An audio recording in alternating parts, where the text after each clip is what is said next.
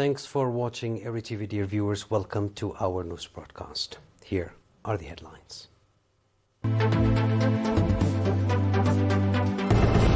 Dundon Awards presented to outstanding students. New road under construction in Af'abet subzone.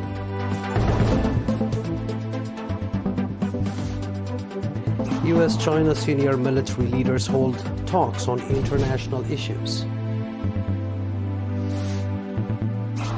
5.6 magnitude earthquake strikes Indonesia's East Kalimantan. Welcome back. The Dundon Award was presented to 136 outstanding students in the southern region for their exceptional performance in the 2023-2024 National School Leaving Examinations. The awardees, who achieved a GPA of 3.0 and above, are from schools in the subzones of Dakamhare, Adghayah, San'afa, Tsarona and Mai Aini.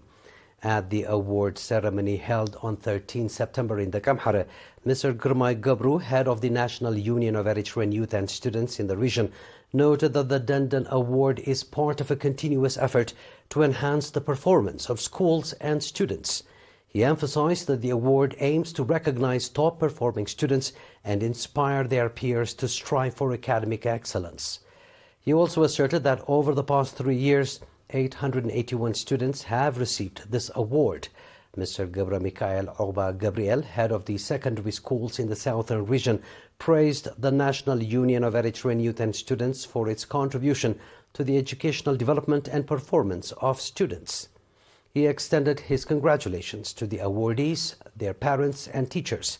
Additionally, Mr. Yamana Abarra, administrator of the subzone, encouraged the students to maintain their hard work in higher education, aiming to become competitive and successful in their future endeavors. In related news, Ansaba Elementary and Junior School in Karan presented awards on 8 September to 22 outstanding students, including 10 female students who achieved high scores in the 2023-2024 National School Leaving Examination. The awardees were members of the 36th round of the National Service. Mr. Mohammed Salah Mohammed Saeed, director of the school, stated that the award's objective was to recognize the students for their outstanding performance and to encourage others to follow in their footsteps. A new road connecting the semi-urban center of Galab with Af'abet is currently under construction with strong participation from both the public and government employees. Residents have expressed that the new road is anticipated to significantly ease daily activities, particularly in facilitating the transportation of the sick and pregnant women to nearby health facilities. Mr. Takhla Sambat Tesfa Mariam, a member of the Regional Assembly in the Ansaba region, stated that the road will play a crucial role in boosting agricultural development and enhancing the socio-economic well-being of the people in both the Ansaba and Northern Red Sea regions. Ms. Adhanet Amr, secretary of the PFDJ in Galab subzone, noted that previously residents had to travel 264 kilometers through the Gahtalai Asmara Karan route to transport their agricultural products. Upon the road's completion, this distance will be reduced to approximately 160 kilometers, cutting travel by about 100 kilometers.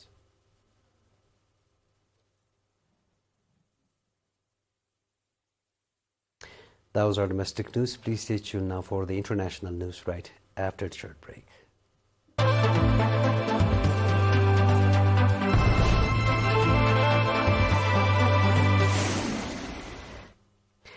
Senior military officials from the United States and China have held usual talks on issues related to rising global tensions, Beijing's maritime claims in the South China Sea, and the One China principle regarding Chinese Taipei.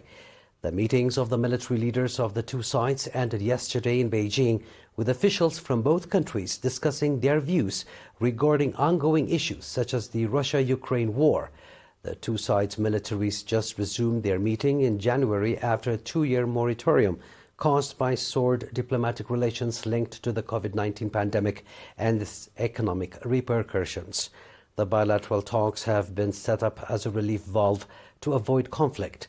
U.S. President Joe Biden and Chinese President Xi Jinping had met in San Francisco last November in hopes of mending the cut ties between the two sides' militaries. The two leaders' consensus was to resume military-to-military communications. That means U.S. Defense Secretary Lloyd Austin and senior Pentagon officials up and down the military chain of command would engage in meetings and talks with their Chinese counterparts. During their meeting, Biden said the U.S. and China would talk more about artificial intelligence as well. A 5.6 magnitude earthquake struck Indonesia's East Kalimantan province, where the nation's new capital is being developed yesterday night, according to the country's Meteorology, Climatology and Geophysics Agency. The earthquake occurred at 8 o'clock p.m. Jakarta time, with its epicenter located 145 kilometers southeast of Biro, Regency, at a depth of 10 kilometers below ground. Tremors were also felt in neighboring North Kalimantan province. Indonesia, an archipelago frequently affected by seismic activity, lies within the Pacific Ring of Fire, a region known for its vulnerability to earthquakes and volcanic eruptions.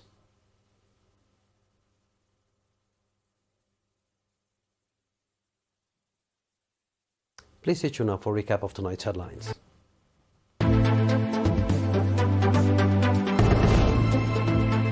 Denden Awards presented to outstanding students. New road under construction in Afabet subzone.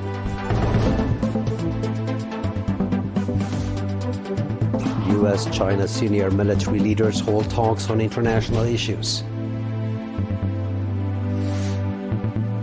5.6 magnitude earthquake strikes Indonesia's East Kalimantan.